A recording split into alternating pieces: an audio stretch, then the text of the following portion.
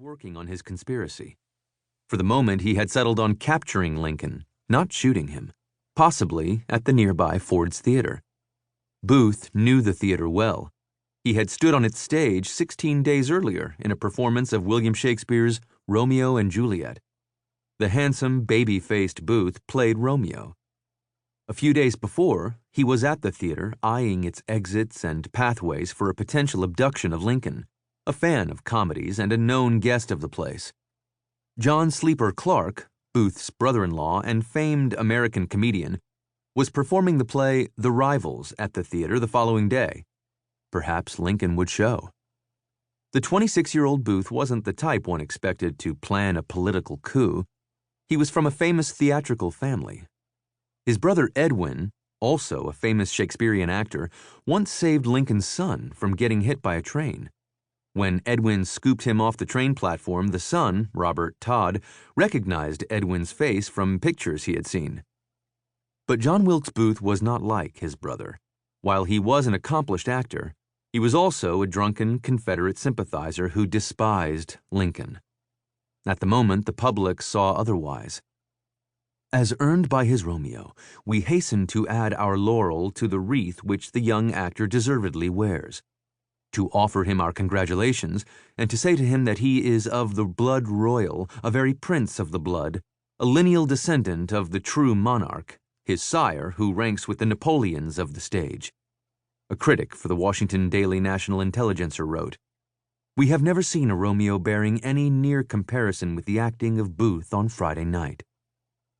Booth's own life was headed for tragedy, just like the Shakespeare plays he headlined. Despite outward appearances, he was broke and angered by Lincoln's continued prosecution of the war. The Confederacy was in its darkest days. The end was near. General William Tecumseh Sherman had wasted Georgia and was lurching north through South Carolina, the jewel of the rebellion. Lincoln and his cabinet were starting to focus on how to put the fractured country back together again. Since the South couldn't handle Lincoln in battle, Booth figured he had to do it himself. Booth lived on and off at the National Hotel, a place popular with Southerners in a city built at the crossroads of North and South. The hotel, a series of 6 connected townhouses, was a Washington landmark that housed all the greats, from Lincoln to Dickens. By now, however, it had developed a sordid past.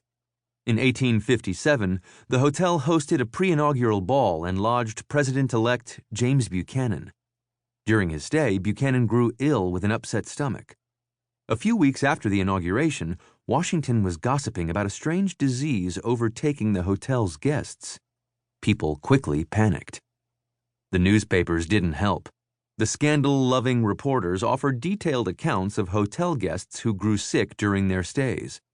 Several posited that the illness was attributable to poisoned rats that died in a water reservoir. Just about any rumor or theory made it into print. The Columbus, Georgia, Enquirer later reported that President Buchanan was near death. The disease contracted by the president at the National Hotel appears to be hastening the president's fate, the newspaper reported, based on an account from an unnamed, very distinguished Democrat. The New York Times downright speculated that the disease was the result of a botched assassination attempt on the president by radical abolitionists. None of that was true, but it goes to say the National Hotel was a great place to hatch a conspiracy. Booth had begun tracking Lincoln's movements throughout the capital city, but there was no indication he knew Lincoln was at Gardner's studio. Gardner had photographed Booth there before, as he had so many other celebrities and politicians and generals. He and his old boss, famed photographer Mathew Brady, had perfected the wet plate process, which allowed them to duplicate photos and sell them to the general public. Many of their famous subjects wound up on small cardstock. Americans traded them like baseball cards. Gardner was a realist. He was not in awe of celebrities like Brady. Still, his studio was packed with famous faces: Grant, Sherman, Lincoln.